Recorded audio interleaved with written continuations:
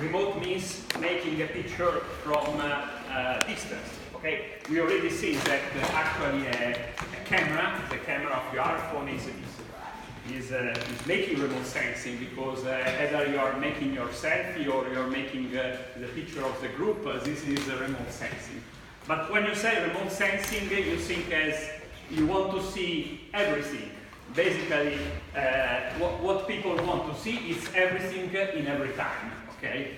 And this is a very tough question. Now, how you can watch, monitor everything that is occurring on the Earth, because I can see snow melting, and I want to measure snow melting to forecast, for example, a lake that will empty completely, will fill, or any other application. So with remote sensing, you can use drone. Of course, drones are not so high in respect to the terrain, and suppose that you have a limited angle that is what we defined, you remember, as a field of view, okay? So you have a limited field of view, a limited range of angle.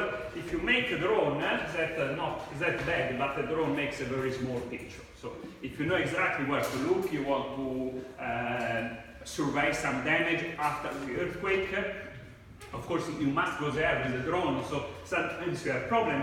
In some places you cannot access, so it's better to have a better system, for example, an airplane. Of course, an airplane, maybe it's a drone is hundreds of meters, an airplane is thousands of meters, up to 10,000 of meters, and so it happens that when you go over a higher elevation, if your capacity in the field of sensor, in the field of view, it's the same, you get a bigger field of view. Okay.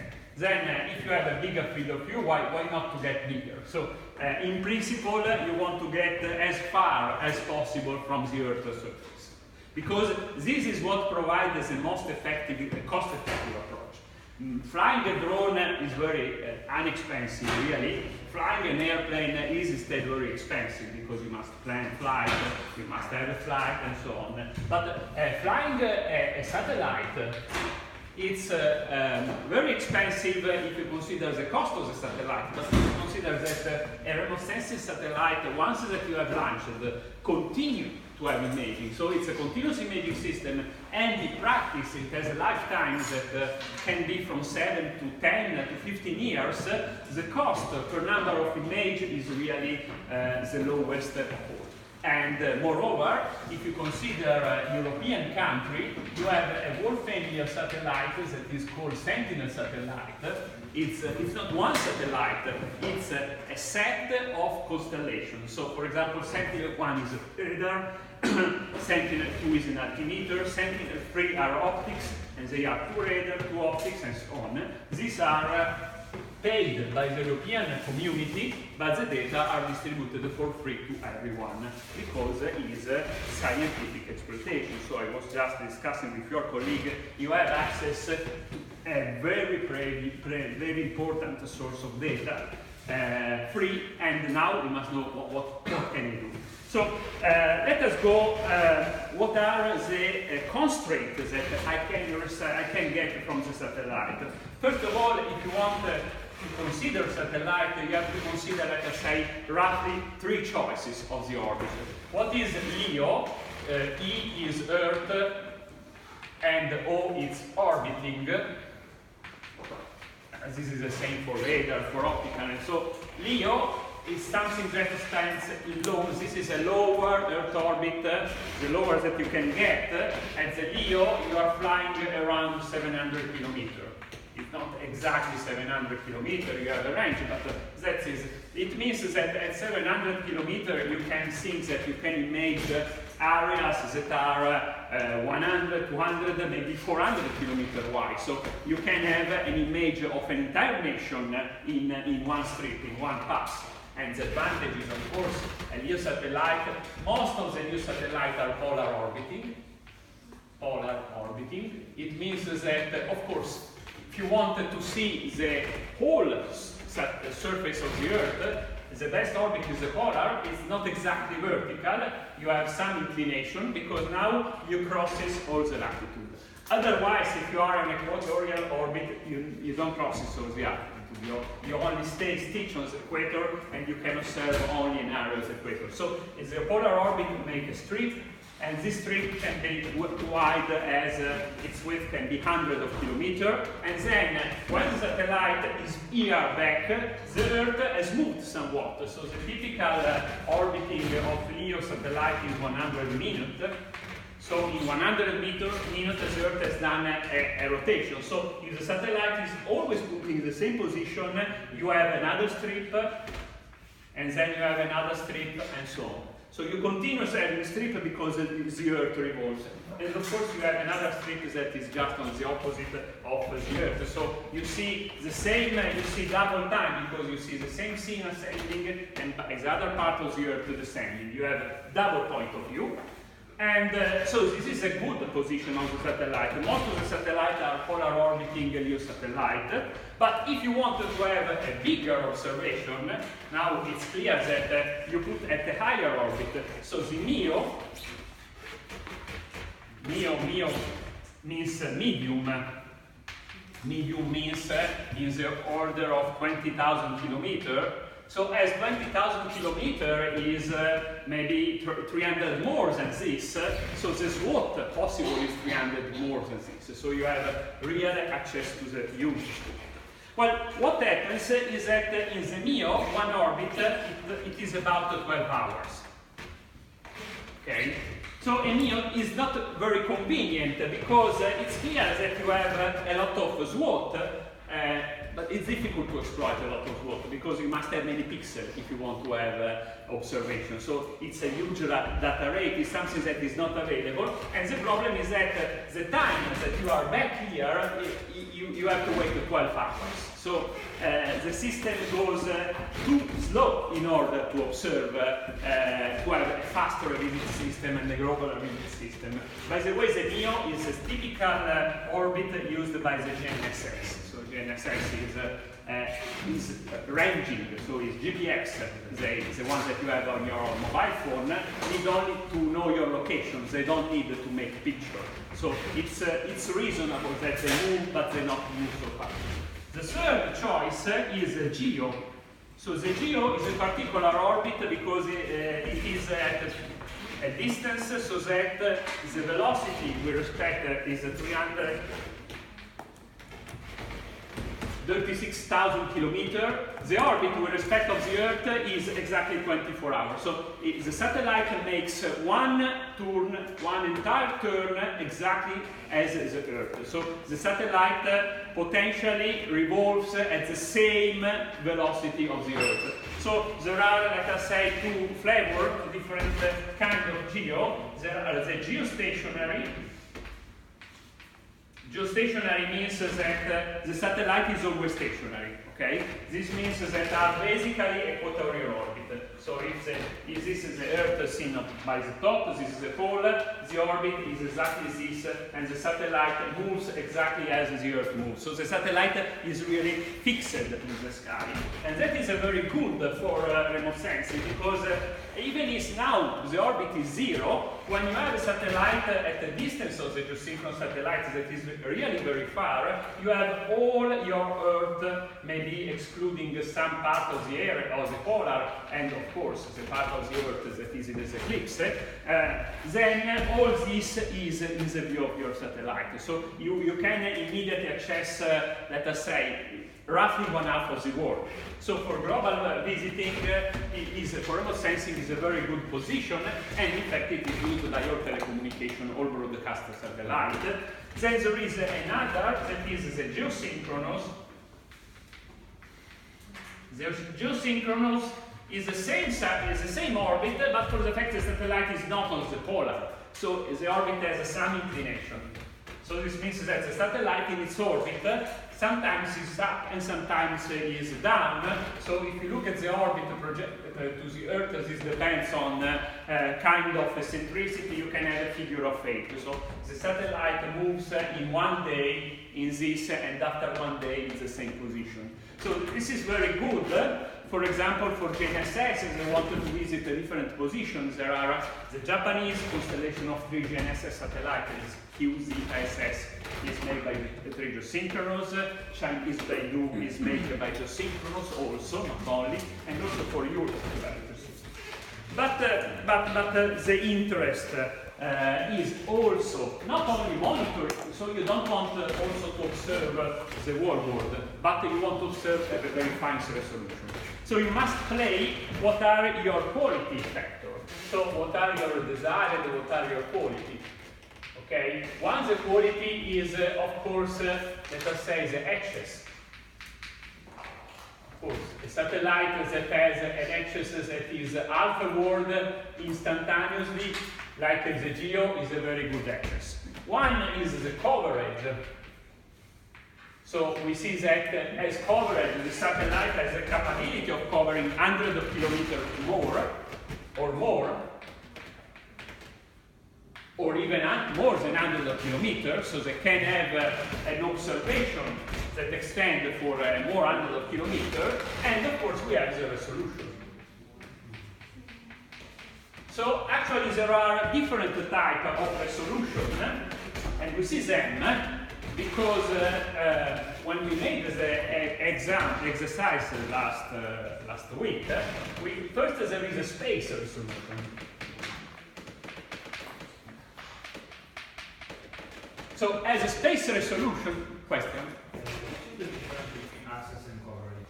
Well, access, you means that you are now, and if you point something, you can look there, look there, look there, look there. But the fact that you actually get an image from there, and there, it means that you have a point, a scanning system, a lot of energy, and so on. So access is the capability to observe some area, and coverage is that you really observe it, so you really have all the imaging capabilities, the number of pixels, and the energy to observe, okay? So coverage is the size of the image. So this is related with what I call the field of view, the size of the image, basically. So it's important that you can have a very big image size. So people once say optical satellite can read in your newspaper. But if the image size is just 1 kilometer, they cannot read to the newspaper of everyone. They must exactly know which newspaper they want to read, because they can read one and not the other. Access means that you can decide whatever newspaper you want to read in the world, okay? So you can choose from Italy to Iraq to South Africa, but then definitely you must look one, okay? So access is where you place your field of view, okay? And then the resolution. The resolution, it means you have the centimeter or you have the meter. Remember that the resolution is ruled by the principles that we have already brought and studied in these days. So the ground resolution, these sites, this pixel on the ground is for the optic, so for a circular aperture. That is the one of an optical lens. For a rectangular, we have seen a little different equation. Is 1/2 lambda divided by L multiplied by R. Okay? So for example, if you want R, typically we see it's 700 kilometers, okay? Well, this is this, okay? This can be more than 700 kilometers. Of course, if you are optical, you try to be as close as the vertical as possible. But let us put here 700 kilometers. So 7 times 10 times 3. So lambda, let us put the worst case is 700 micron. So 0.07, 10 minus 6, this is the typical. So let us assume that L is 1 meter. 1 meter is big. It's a huge lens. You never have seen, neither me have seen a lens of 1 meter. So I'm exaggerating. So you put 1, then if you get the resolution, this is 7 and this is 0.7. So this is approximately 100. So this is 10.5. And so this, it becomes to 10 minus 1, okay, 10 minus 1, it's 12 centimeters, okay? So if you want to have a 12 centimeter resolution from a Leo, well, that's not easy, because we must manage how to make a big telescope that is 1 meter diameter. That's not easy. So this means that if we move from the Leo to the Mio or to the Geo, it will be much worse. Because of course here you see scale 200 of times, so here you can forget from the Geo and the Mio the metric resolution. You must go to some meters to a few meter resolution. So that is a point in many combinations, and exactly how it works for Sentinel. The Leo is really the preferred case. Okay? Well, now that we have a Leo, we have to consider a constraint, because the Leo goes fast, okay? Because its orbit is 100 meters. You cannot stop it.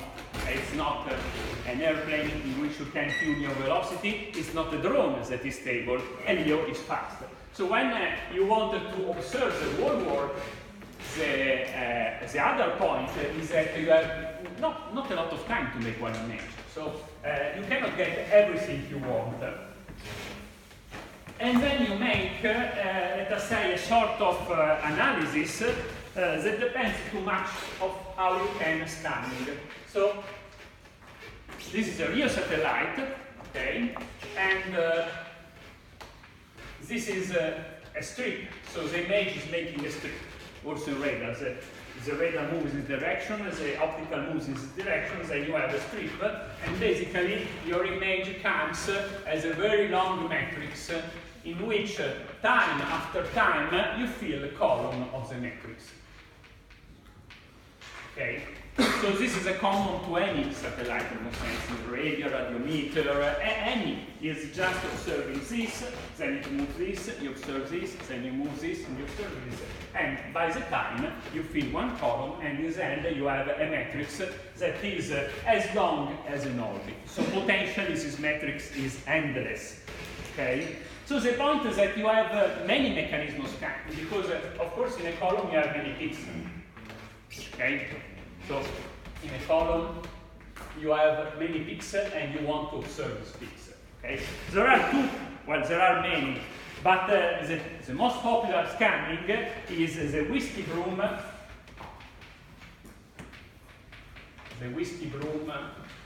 and the push broom, the push broom. What is the difference? Both are brooms, so the ones that you use to take out the dust from your apartment. Okay? The point is that the whiskey room is the broom that is made with, let us say, rods, okay? And you have to move it everywhere, because the broom is very narrow. And the push broom is a very long broom that is making this way, and you have a very wide aperture here, okay? It's the ones that you use usually with the water, and it has a wide aperture. So this, the scanning means that if you have a whiskey broom, it's like you are observing this pixel, and then you move here, and then you move here, and then you move here, and so on. And so let us assume that you have a field of view that I call FOV, okay? And you have a resolution that is ρ. Rho is a geometrical resolution. Let us call G that is a geometrical resolution. Then one column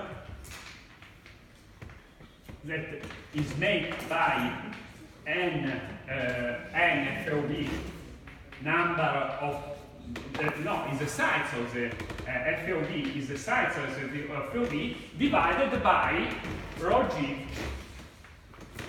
I call it pixel, but actually they are resolution set.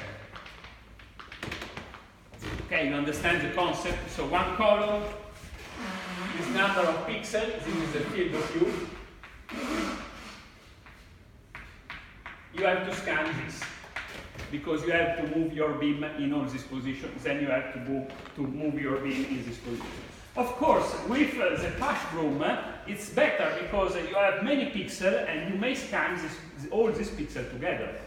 and can be very much more powerful than this, okay? But of course here, if you have many pixels acquired in parallel, you need a more complex sensor. For example, a CCD sensor, a charge device, a sensor of the camera has a lot of pixels in this direction. See?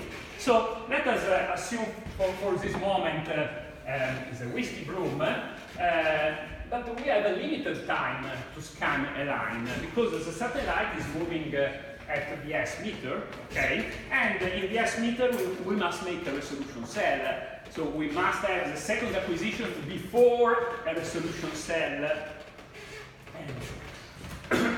So the time for a column is clearly less than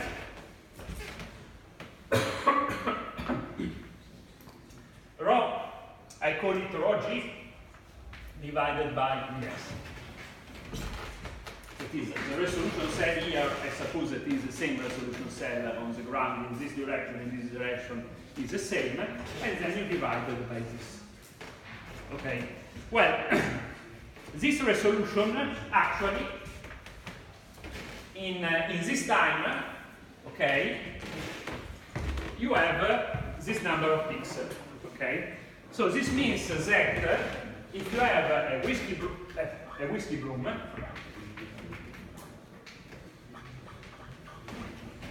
and you want to know how much time you have to observe one pixel, because this is already, so you remember the problem of the energy. If you reduce the time, you have less energy, and you may be in trouble. So the observation time, okay, what is this observation time? Is clearly lower than the time that you get a column, so that is rho g divided by ds, but divided by the number of columns at one pixel. This is the pixel. So multiply by rho g divided by the field of view. Okay? You understand this? This time, observation time for one pixel. Okay? That's, of course, if you have many pixels, in parallel, this observation time is multiplied by some constant because the whiskey broom, as a push broom, has more powerful capability and counts, for example, m pixels together. So m is a gain due to the fact that you are using a push broom. But for the whiskey broom, this number is 1. Okay? Now, the problem is, let us assume here again this case. And well, it's more or less completed.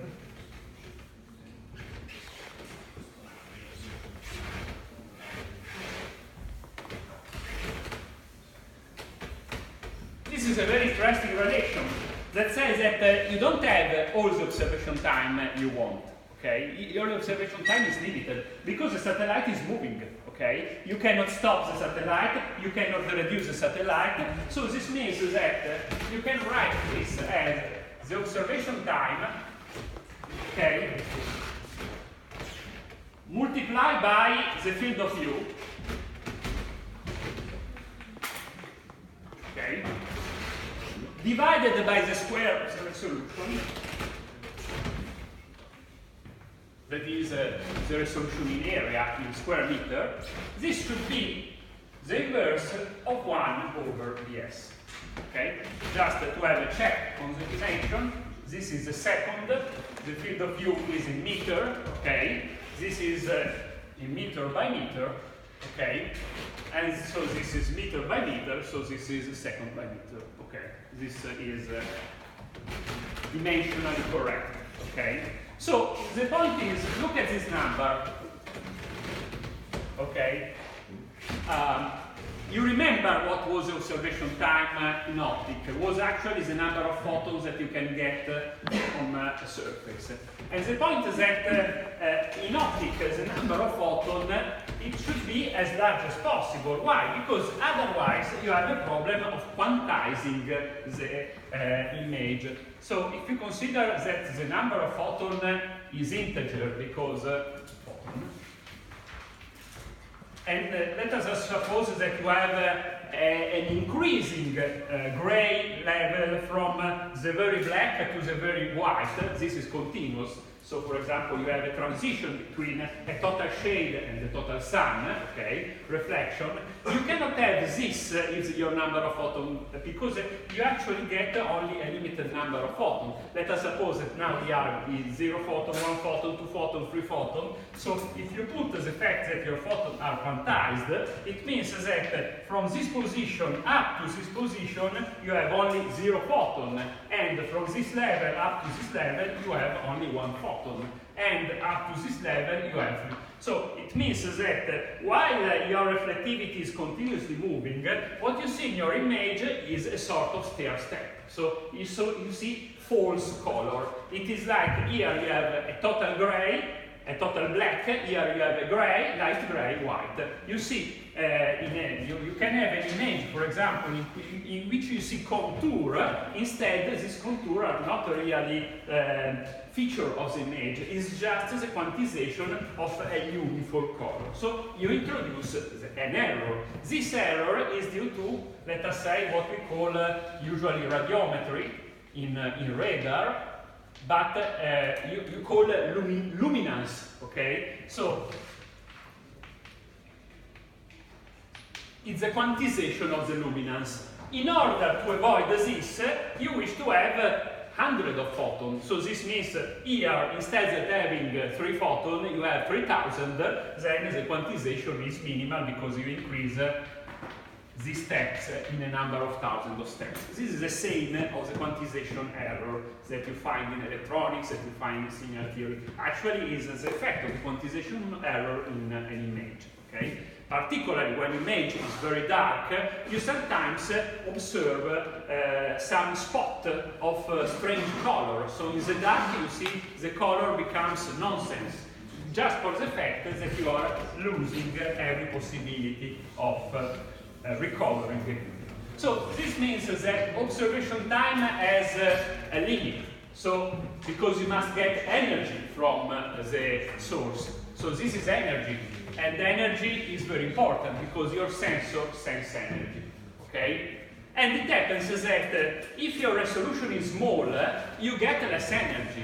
So the smaller the resolution, the bigger the energy you want. So this should be big to have a very good image. And the field of view, how you want the field of view? Big or small? Field of view. What are you imaging? Not the resolution. So what is the size of your image? Big. You want big. So this is desirable to be big. This is desirable to be big. Okay? This, the resolution you want it small or big? Small. So this is small. So it means that you want big, and you divide by small. This, in principle, you want it to be big.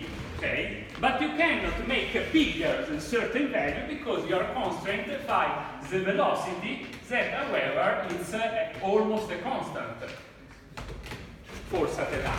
It's a different constant for each satellite, so in the MEO, this is even a smaller number, and in the GEO, this is exactly 0, but this is another point. But so it means that if you reduce the velocity, things goes better because this number goes. But as a satellite goes at this velocity because you want to have a fast observation, go back and see another part of the Earth, then you are bounded by this value. And this value means that you make limitation, and of course implies, this is also for radar, so it's for any kind of observation. And imply a sort of limitation. So let us assume this value, and let us, for example, make the real case of a skybox. I choose a skybox that is not the best or less expensive satellite, but is someone that you have available, and you have also the evaluation on the book. So let us look at how this, let us say, constraint work in the skybox example. Actually, I will make a complete design of the skybox.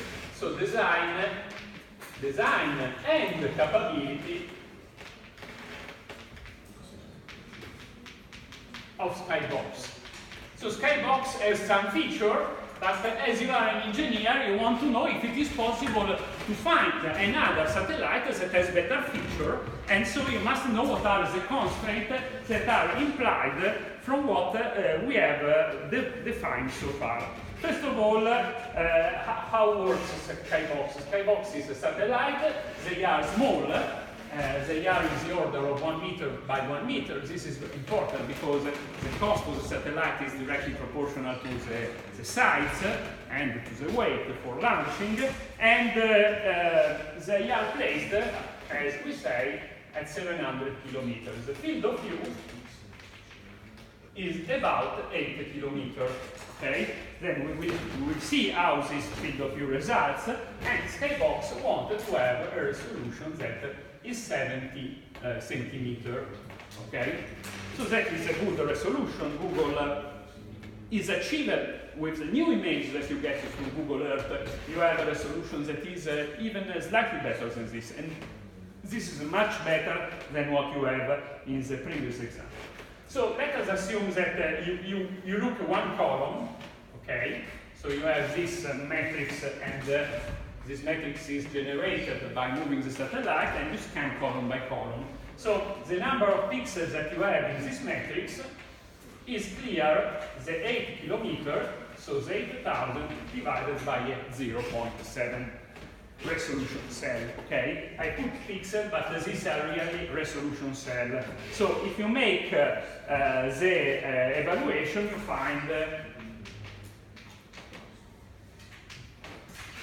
11,000 pixels. So this matrix becomes big. So if you want to process it with MATLAB, your computer, remember that this pixel is acquired in a very small time.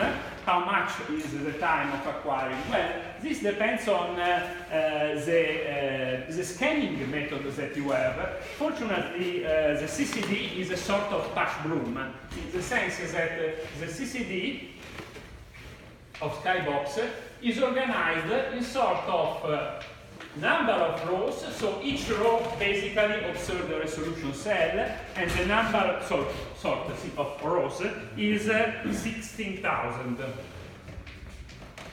So these are CCD for space applications. So don't expect that for space application which have high ionized activity, there is a harsh environment, there is the same quality that you have on the ground. So you cannot have this CCD on the space. You have much worse, and they are much more sensitive than your CCD. And then you have in this direction, you have 180 lines, okay? So this means that the 16,000 pixel is well dimensioned compared to the number of resolution. You remember that you should have more than 1 pixel per resolution cell, so you have a reasonable over resolution. And of course, each line of pixels scan one line, but this means that actually you scan 128 resolution cell in one time. So the time that you make the image, it's this one, okay? So the minimum time, so the time that I computed in this equation works in a different way. So the time for observing one single pixel should lower than 1 divided by the velocity multiplied by the resolution, okay, divided by the field of view, okay, and then this is only if you are scanning 1 pixel per time. But now, how many pixels scanning you are scanning per time? This times this, okay? So your observation time, thanks to the push broom capability, is increased by the factor of this. That we have the time, not this, because this is really the number of pixels, so you must multiply by This is really the number of resolution cells that you have, and so is the number of. I was computing the observation time for a resolution cell. So for one resolution cell, not for one pixel, because I'm more interested in the resolution cell, and then I multiply by 128. So you can do this evaluation. This is 7,000 meters per second. This is 8 kilometers. So this is 10 power 6. Okay. Fortunately, you have also a close to 10 power 6 here, and here you have a resolution that is 0.7 times 0.7, so it's not a big number. If you do the evaluation, you find it 12 milliseconds. So this is a number of seconds that you have to scan each single pixel. So you integrate in each single pixel the energy that is in 12 milliseconds, because you go very, very fast. Well, 12 milliseconds, it's a good rate. It means that you make hundreds of pixels per second, and for your CCD and for your electronic is demanding. The point is that now we have the observation time. Let us look at how can we get exact resolution. Well, the resolution is easy, in the sense that you have to put a big lens, okay, on, and you remember the relation. If your lens is L meter wide, yes, question? Yeah, sorry, but Vs is in kilometers per second, or in well, you must put all, no, 7 meters per second. Okay. It's 7 kilometers per second or 7,000 meters per second. It's not a million of meters per second. Okay. Okay. 7 centimeters, and now L is something that we want to define. What is the size of the lens? It's big or small? Well, L at 8 kilometers, and this spot should be, we see, rho, okay? Rho, you want to have 0.7, and 0.7 is lambda. Lambda we can put, let us put in micron, 0.7 micron. This is lambda, divided by R, that is 8 kilometers, and multiply by L. And immediately you have L, okay? This is 0.7 and this is 0.7, so L is 8, okay? 8, well, this is minus 3, no? There is something not working. The resolution is 0.7 meter. This is 0.7 micron divided by, this is lambda divided by L. I mix lambda divided by L multiplied by L. So I will mixing this. So L is something that I want to check, and there is, I put it there, 700 kilometers. Okay. So it's 0.7 and 0.7. It means that L goes here. So is 10 minus 6 multiplied by 700 kilometers. Okay.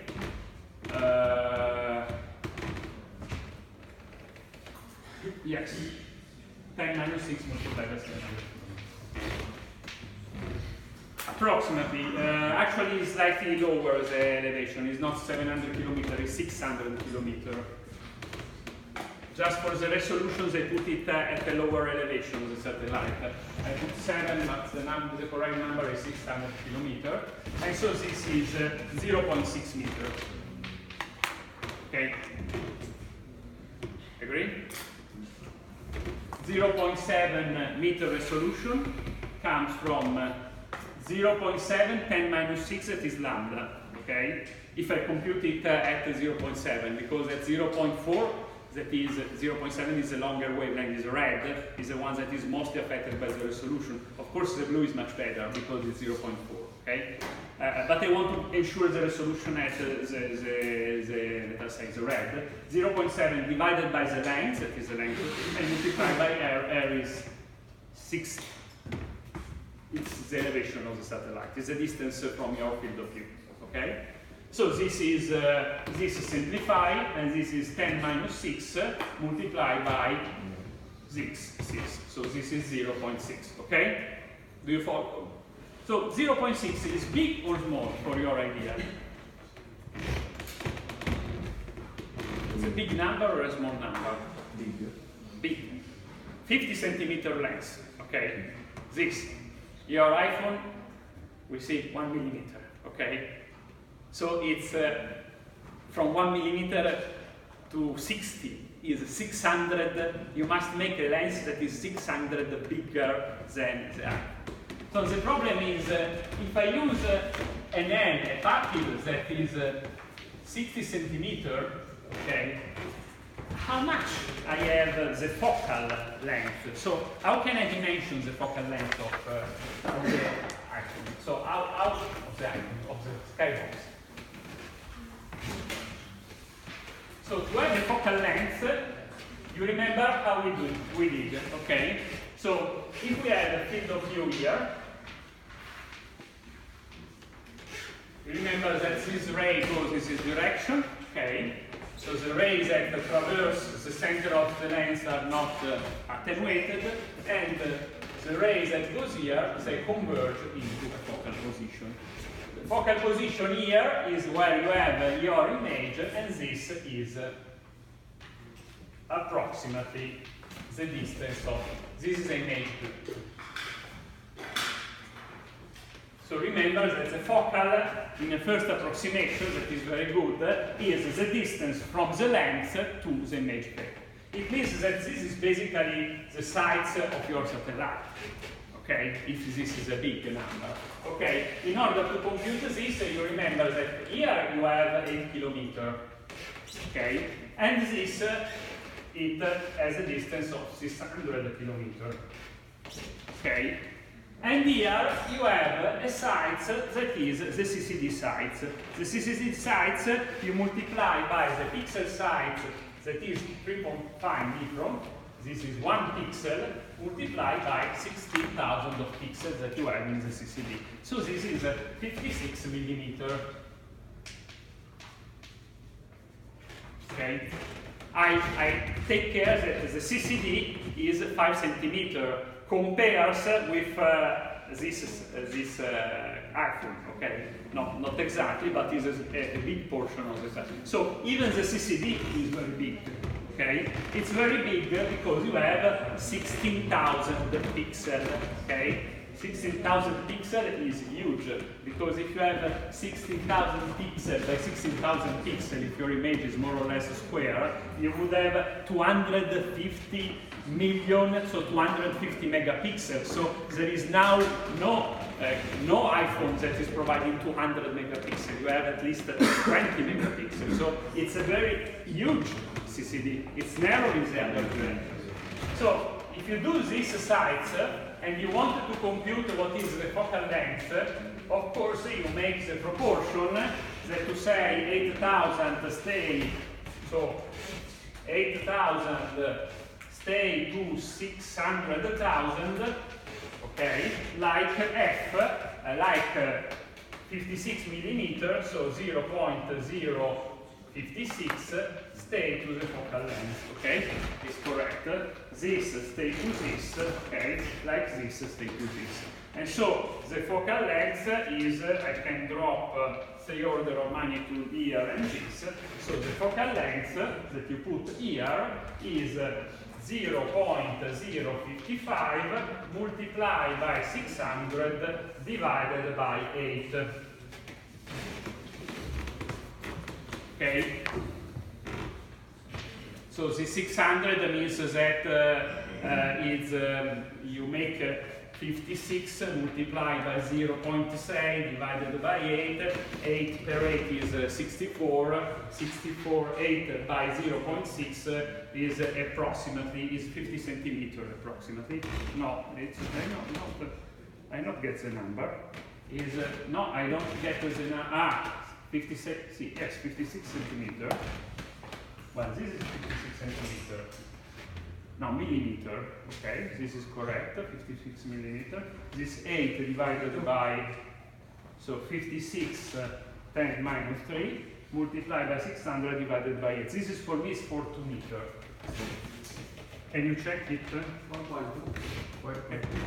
Okay, 42 meter, okay. So, 42 meter is big, okay? It means that your pupil is 1 meter, but your image is 42 meter far from this.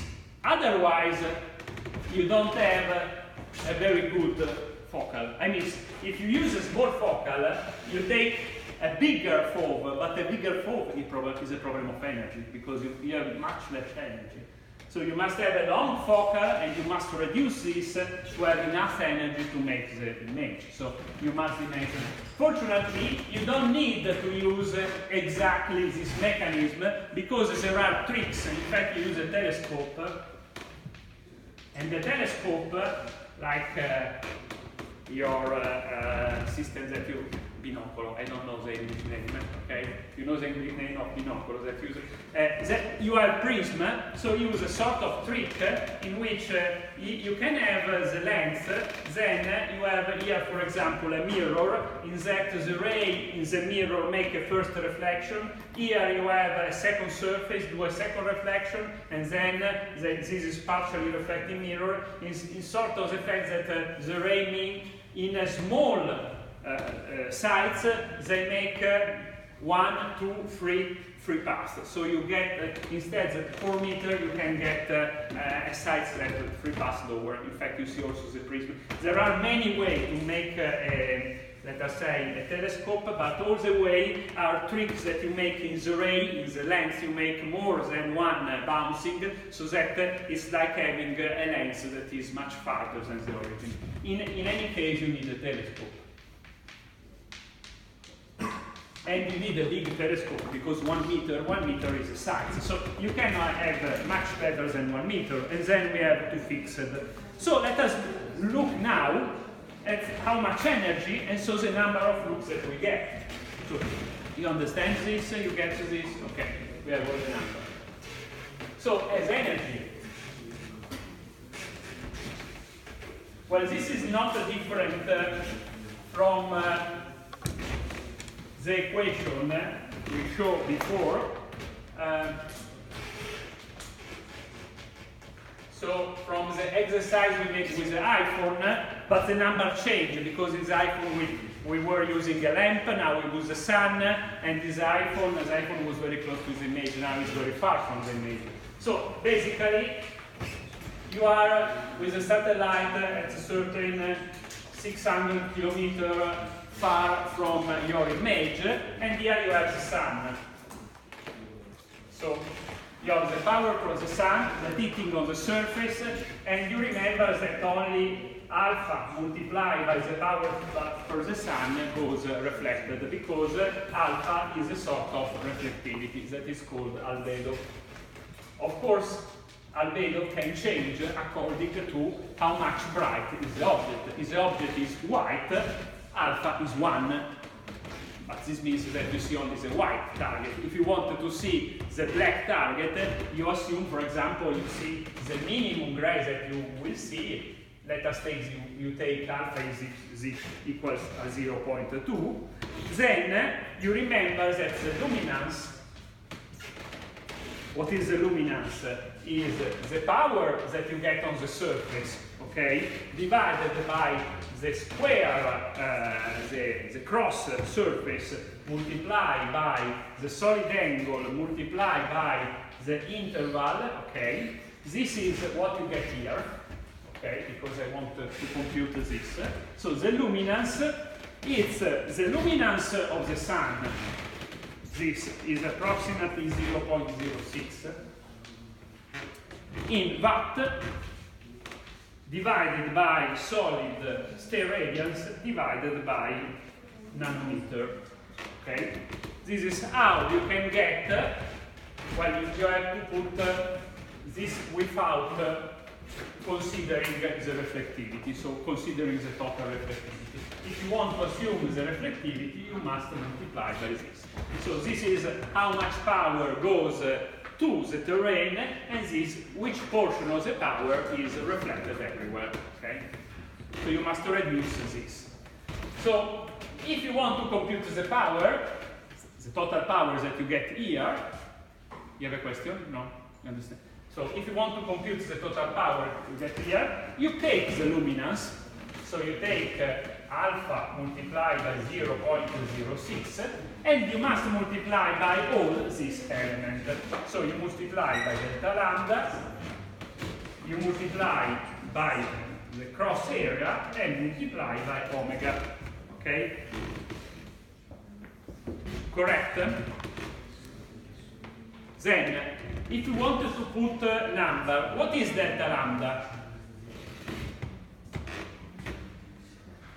This is Planck law, okay? This is not the spectrum of the Wulsten. Fortunately, this is the spectrum of the light.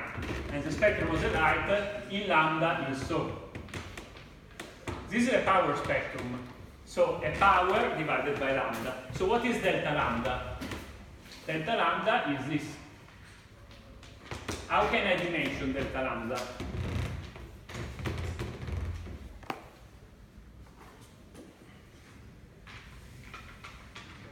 So the interval in frequency, what represents in the light the interval in frequency?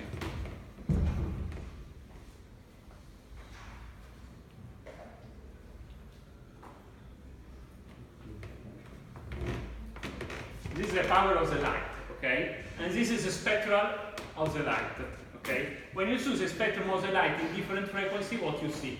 What is affecting the optics?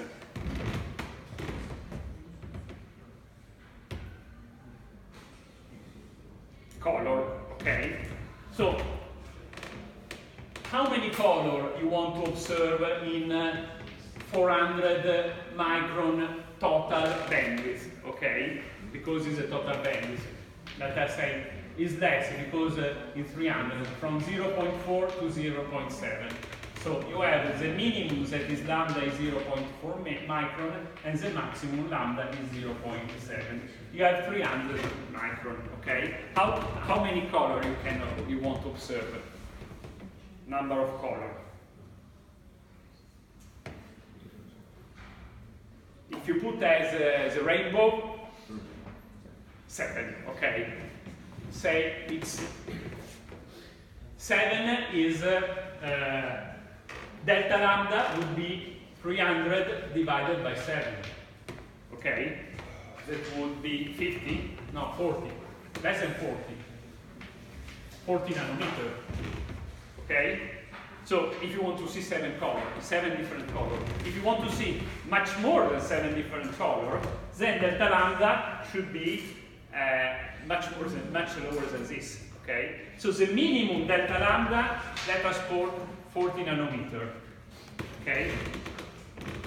You want more, you want 60 color, you put 6 nanometer. Well, let us put 6 nanometer, that is a very small number, okay? What is this area?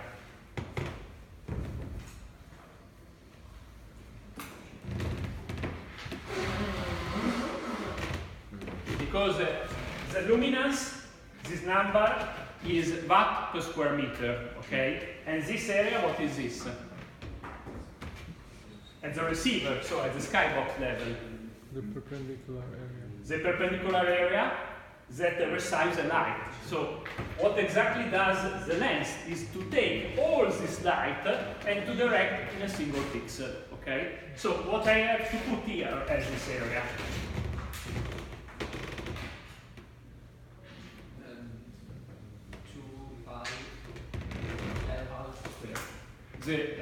The surface of the lens, okay? The surface of the lens is pi L half square. L is the length size. So, okay, it's not this L. Let us put this as L, okay? L is, remember, 50 centimeter was Okay? Question? But the number of colors you said is like the bit. Well, then is a problem of the bit. Okay? I mean, if I want to detect an image encoded an image at 18 color. yes. Okay. I have to Yeah. Okay. consider that lambda. 300 divided by 7. No. Okay. I understand the point. So basically, no, it's not so. So this is illumination. This is a range of the visible.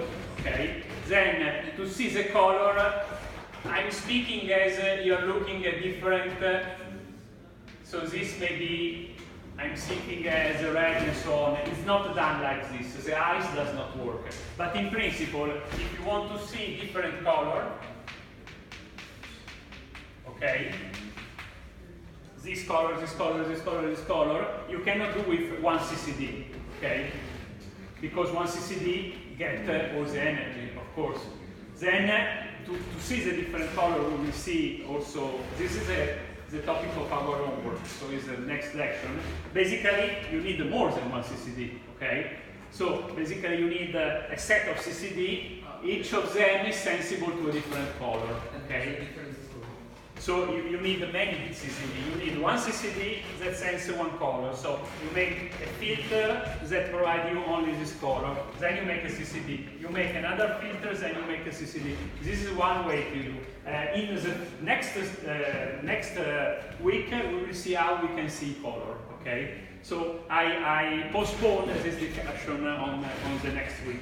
However, also the optical is done in a different way. Instead of doing this as a filter in your bandwidth, you have basically 3 filter, 1, 2, and 3. So you have a filter that is a sort of weighting function. Okay, so you weight more to the red, more to the green, more to the blue. Red, green, blue, you remember, 3 weighting function. And then you have 3 sensors, and then you make a post-processing of the sensor by the brain. Okay, so actually it's a mixed system. You don't have 600 of different sensors. You make first 3 sensors and then a separation. But in the next lesson, we see how we can make in color with just a simple device. Okay, so this is a problem.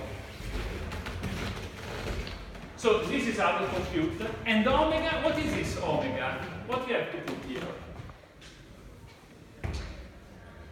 Omega is the angle under which you see the source. Okay, you remember? So the angle under which you serve the source, I mean, how much wide is the source? The source you're looking, how much wide? The surface. One resolution cell, not the fog, because here you are taking the power in one single pixel. Because this you want to compute how energy goes in a single pixel of the CCD, not in the wall, because a CCD has 1 million pixels, okay? But each of one is only a small portion of it. So you must put here one resolution cell, okay? One resolution cell is 0.7 diameter, okay? And at this distance. So omega here is actually the surface of the resolution cell. So is rho square divided by 4 multiplied by p is the same number as this, okay? The surface divided by the distance, well, divided by 600 kilometers. Omega, okay? So the power is reflectivity coefficient, the portion that goes to the surface and is reflected, multiplied by watt per square meter per steradians per nanometer, okay? This is the power, watt per square meter, per steradians, per nanometer, okay? Because it's a power spectrum. You multiply by the size of the spectrum and you get watt per surface, watt per steradians, okay? You multiply by the square meter of the resolution of the cross section, and you multiply by omega, okay? The angle under which you observe. Okay, if you make the pupil big, of course, this will be a bigger number and you get more energy. If you make the angle smaller, okay, from smaller, your angle becomes bigger, and so your angle becomes bigger, and so you have more energy. But now the energy is very small. And then, how do you compute the number of photons? You remember that the number of photons is the power, okay, multiplied by the time, the observation time for one pixel, and this is an energy, is the total energy that you get, okay, and you divide the total energy on how much energy there is in one photon, and the energy in one photon is constant multiplied by the frequency. Frequency is actually C divided by lambda. Okay? Well, if you do this, you compute, so we have all the number, okay? You understand? And you compute that the number of photons that you get is 43,000.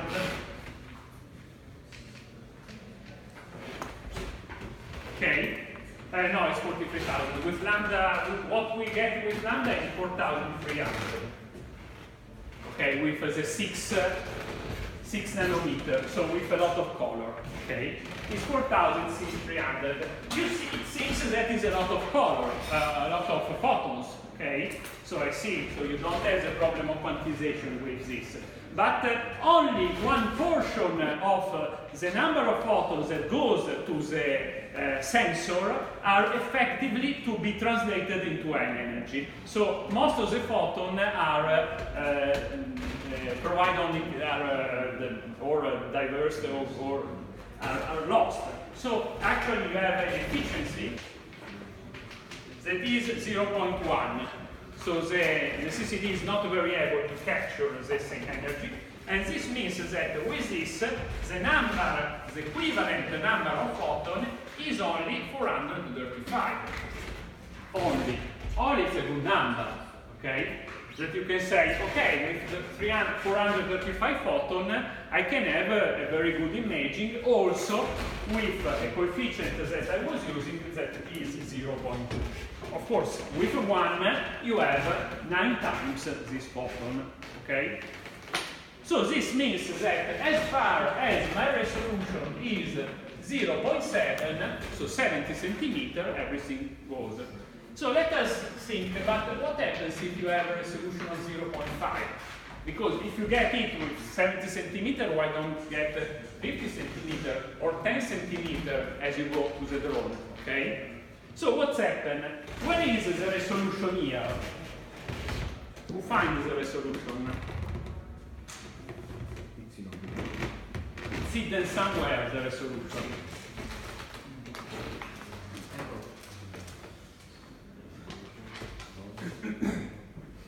Okay. Well. Where is the resolution here? Here. Okay. You didn't ask me how I computed the observation time, but you remember how I was computing the observation time. So,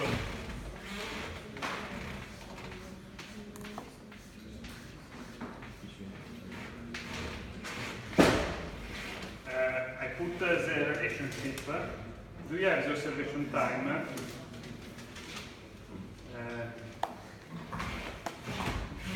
With a CCD, if I find this observation time,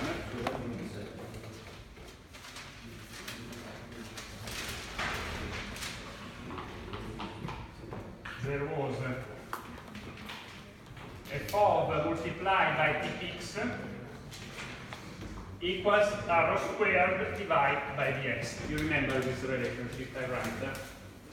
Then here you multiply by the number of pixels. You remember the relationships that I write, okay? You see it? So, the time per observe one pixel is rho squared multiplied by m, that is the number of pixels, divided by Vs, and divided by the form. Okay? So this means that for one pixel, the observation time scales with the resolution. Okay? You remember, I discussed it. We want this number to be big, and this number is a problem of the FOV divided by the square of the resolution and multiplied by the integration time. Okay, question? Yes, in this case there is m because we are assuming a large aperture. No, m because you are observing n pixels simultaneously. This was without m was the whiskey broom, the ones that observe one pixel by one pixel. Here we have a patch broom, more than a patch broom, because we observe 128 column of pixels at the time, so we observe a million of pixels. So if this m is quite helping in making the observation time big, okay, the maximum observation time big. So this means that when you increase, you want, if your resolution cell goes to half of this value, you reduce this, you reduce by a factor of 4 this angle, okay? It means that if your observation time, if your resolution is small, your angle in steradians is small, with a square of the number of with a factor of 4, and so you get less energy, okay? And if the observation time is kept constant, then this number will be 100. But unfortunately, also the observation time is smaller, okay? Because you have the square number of the number of the resolution cell. So if you keep, basically, it means that if you want to keep the same resolution, if you want to keep the same FOV and the resolution goes to half, what happens to the number of pixels?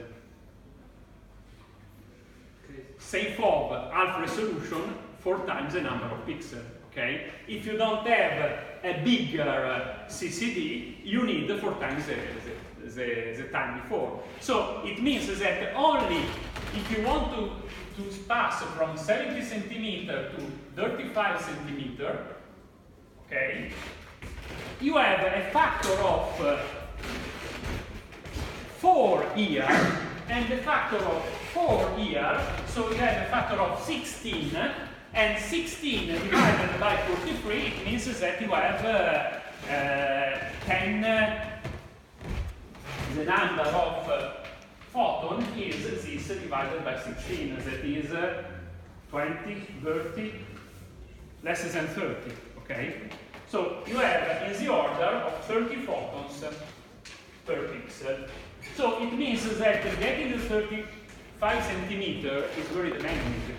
And I think that lower than 10 centimeter, for example, if you want to have 10 centimeter, this is 100, and you have 100, so you have 10,000, and you never had enough photon to get 10 centimeters. So the resolutions that you get with a usual drone, that is 10 centimeter, well, forget it with a system, because with this kind of energy that is a solar energy, this kind of color resolution, so less color, it would be better. If you want to have a monochromatic image, well, that is quite good because you have a lot of energy. But you have a small, only a single color, so it means you reduce the bandwidth in the frequency domain, you reduce the surface because you cannot have a very big lens, and you increase the resolution, the number of this. Okay?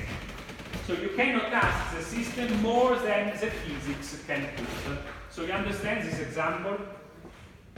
because this is the major limit. So you will never see, unless you will have different capabilities increasing M, but I don't think that by technology increase the number of pixels arbitrarily long.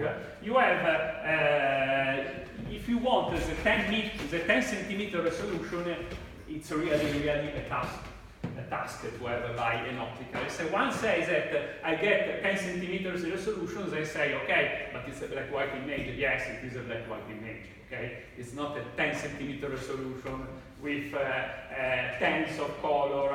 Okay, with let us say a surface at 0.2. Okay, do you understand the whole evaluation of energy? Okay, question?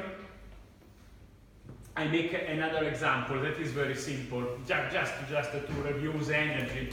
The energy is fundamental in all, so people cannot promise you more than the natural promise. So, let us do a simple example. We wanted to, I don't know if you ever checked it, how to burn the paper by using a lens. Okay, so how you burn the paper?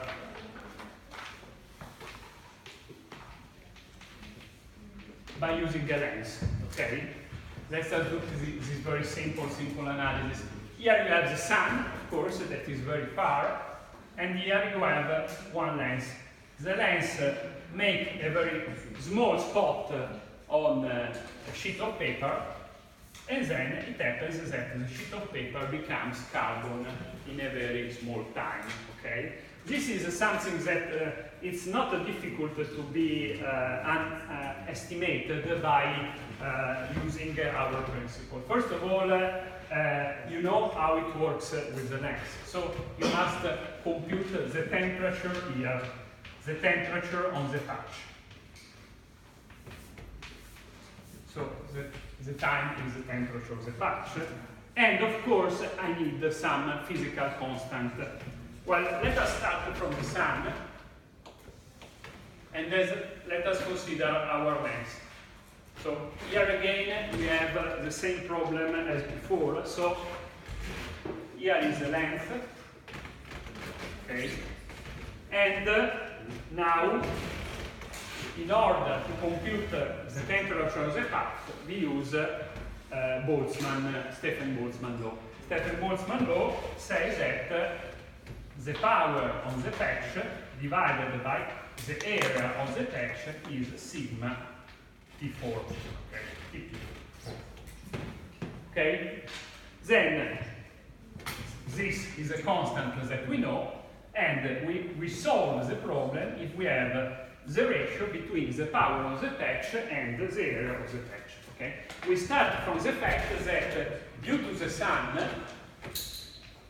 the power divided by the area, you know, the power divided by the area of the lens, or what is this number? This number is approximately 400 watt per square meter. Okay? But it's not this number. Okay, why it's not this number? Because this will be the energy. If I put this number here, which temperature I get?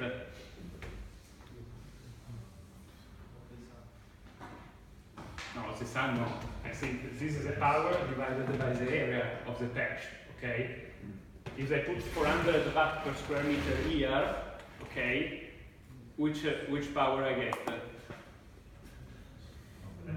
Of the lens, okay, of the terrain. So I get the temperature that I have here. So I will get again, when I convert in temperature, I will get again the approximately, let us say, 300 Kelvin that you remember is the temperature that I have, if without the atmosphere. So it's not 300, it's 320, but it's very close.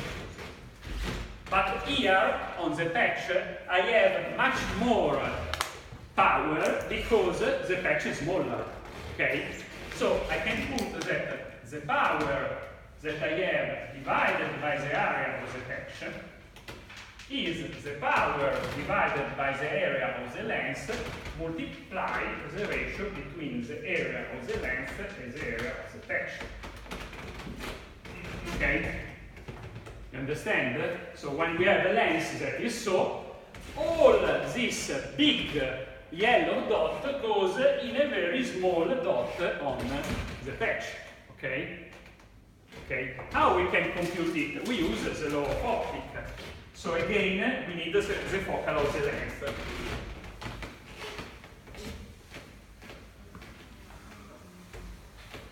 So the law of optics say that if this is the sun, okay, this is the length, okay, this is the sun, okay, and this is the diameter on the patch. So this is the diameter on the sun, okay. So how is the diameter of the patch? Okay. Again, I use the same proportion I did in the past. So these angles are approximately the same, and this number is the focal of the length. So it's a number that I should say. Okay. So I say that the diameter of the sun divided by this, that, well, I call air sun, diameter of the sun, okay, divided by air sun, distance of the sun. Okay. Air sun is the distance from the sun to the earth. The diameter divided by this is the size of the patch divided by the focal length. Okay? So that the size of the patch is the focal length multiplied the ratio by the diameter of the sun and the radius of the sun. Then I go to the book and I get 0.5 centimeter, 0.5 meter, that is the focal length. So assume that you have a focal of 50 centimeter. It is not a small length, it's a good length. Okay, then you can play with different number, of course. The diameter of the sun is the diameter of the sun is 189. I'm not so sure about this. The distance is no, it's the opposite. The diameter of the sun is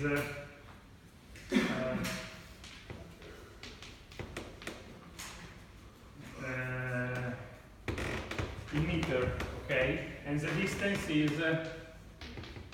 in meter is this. I'm not sure if this is the diameter or if this is a radius, okay? You should look over the book. So go back in the book and say, otherwise, if it's a radius, you have to multiply by this, okay? Well, this is not complicated because 0.5 divided by approximately, this is 3. So it's this approximately is 0. Well, we have to do this in millimeter in ratio. Well, no, you have to do the number. It's not easy to make this. But if I consider this factor, I have already done, and this is this number is 0.0047. And then you must multiply by f, okay, and you got 2.3 millimeter. Okay, this is the number that I have. So, the size of the patch is 2.3 millimeter. How much you get then in power divided by patch? Well, then you can go here.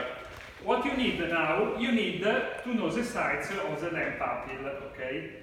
And the lamp pupil, I was considering maybe a 50 centimeter length. So, power power divided by a length multiplied by pi r length 4 divided by 4 divided by multiply this distance, that is 2.3 millimeter, square divided by 4. Okay? Basically, when you simplify the pi, L4, it means that you put the power divided by length, that is 400. Okay? Then you have just to make the square root of the ratio between the radius of the length and the diameter of the patch, that is 0.0023. That is on the square, okay? 2.3 millimeter. Okay.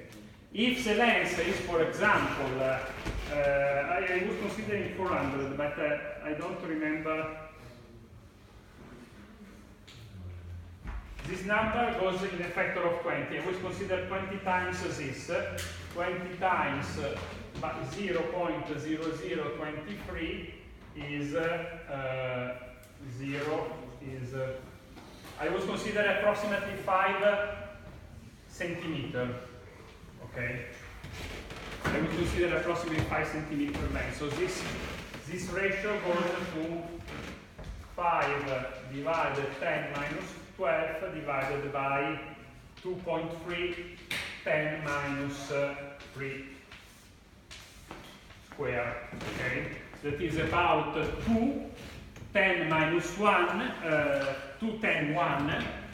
This is approximately, no, is more. Is if I get 5 centimeter, okay, this is 5 10 minus 2 2 this is minus 3 minus 2. This is 10 minus 1 below. No. Yes, it's 10 1 is 50. Is 50 divided by 2.3 square. So 50 divided by 2.3 is approximately 20. 20 square is approximately 400. So this is a number.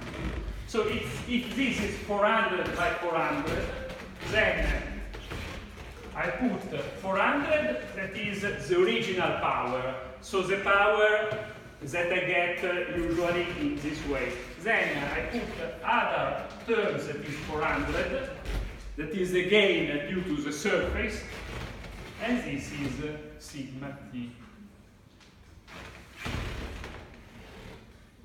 400. This is approximately this.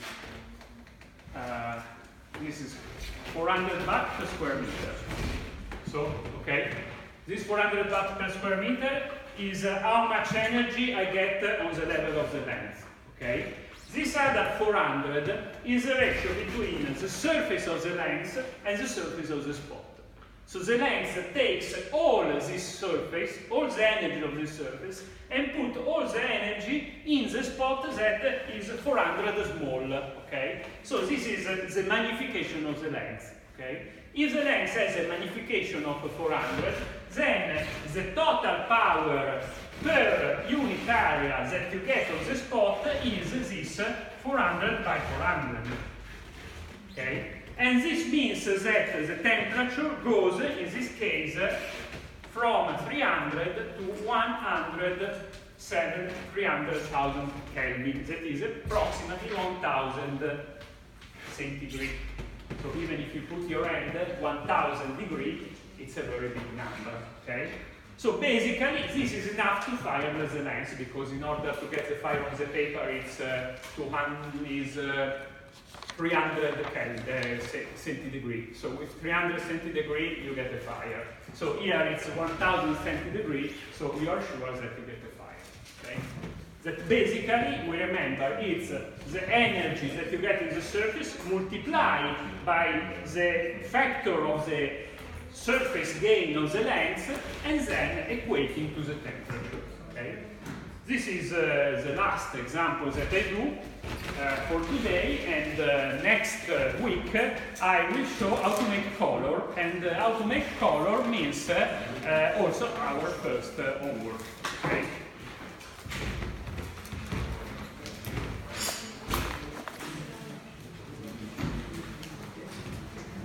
Domande? Questo, sì, domande?